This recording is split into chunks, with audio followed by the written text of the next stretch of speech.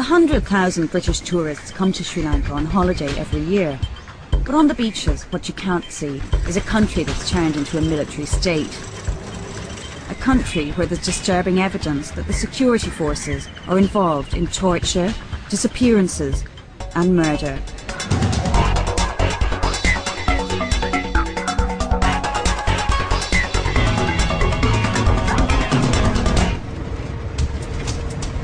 We were with the Sri Lankan army on the front line of their conflict with the rebel Tamil Tigers. After a huge suicide attack targeting the Secretary of Defence, Sri Lanka's new government vowed to destroy the rebels militarily. When you're travelling on one of these, you feel very exposed. So many soldiers have been killed by claymore mine attacks or ambushed by the Tamil Tigers. It's a real risk. And by being here, we feel what it's like to be in the shoes of the Sri Lankan soldier. They'd taken this Tamil Tiger naval base in Mannar in the north of the country 3 weeks earlier. The fighting had been ferocious. Look carefully, you start to see things, a gun pit over there, down here an underground bunker. You see some drips hanging from the trees. So according to the officers, this could have been a medical base for the Tigers. The army told us they'd killed 11 guerrillas in the battle. Major, this is what? From shelling? Lieutenant? Air bombing. Air bombing? Yeah. Wow, look at that.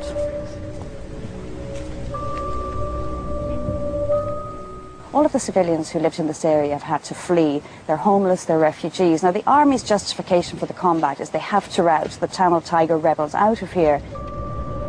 But in 24 years of conflict, 70,000 people have died, and peace has never seemed so remote. When civilians die, each side blames the other. The local priest had just buried 12 of his parishioners. Their bus was blown up as they fled the fighting. 3 were children, 6 were women.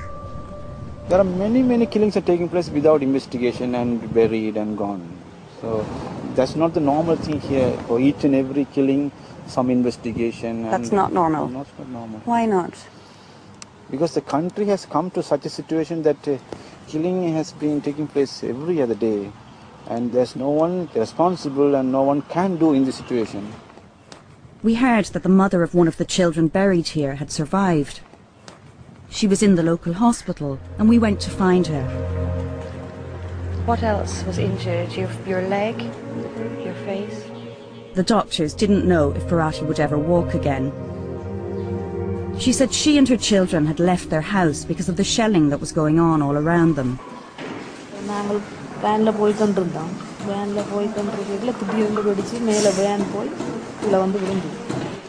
Bharati says that she was on the bus. Next thing there was a blast. Suddenly they were all over the place. They were all outside lying on the ground.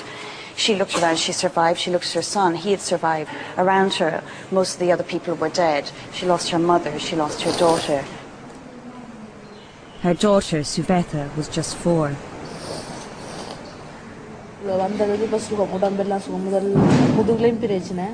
As she was talking to me, that was a huge shell sound we heard, probably been sent into the Tamil Tiger area. Was that what it was like in your village? You could hear shells like that all the time? Oh.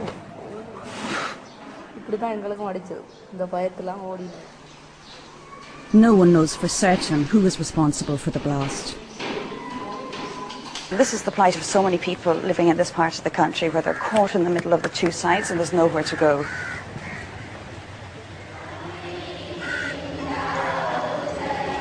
We went to the local cathedral.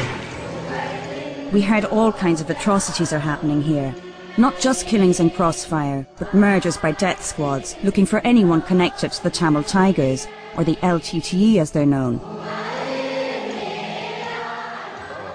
The Bishop of Mannar wanted to speak out. He said the government attempts to blame the Tamil Tigers for the death squads didn't add up. People are being killed by some other party. We don't know who the party is, but the LTTE is not here to do that.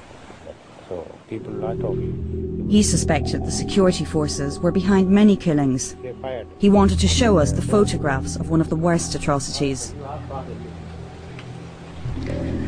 The bishop has given me photographs of the massacre. This is the mother of the family. Her throat was slit.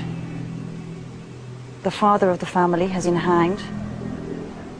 He's been disemboweled. The next picture is difficult to describe. It's two little children hanging from nooses around their necks. It's a young girl, very small, slender, short hair. Her body is covered in blood. Her little white dress is all covered in blood. There's blood on her elbow. Her head is bent over sideways. A yellow rope is what was used to hang her. Her eyes are still open. Her brother is behind her. The little boy has been disemboweled. The bishop knows he is treading a fine line by condemning war crimes. The day after we left Manar, one of the priests was killed in an ambush. The army blames the tigers. The tigers blame the army. Death squads operate all along the front line that divides the north of Sri Lanka from the south.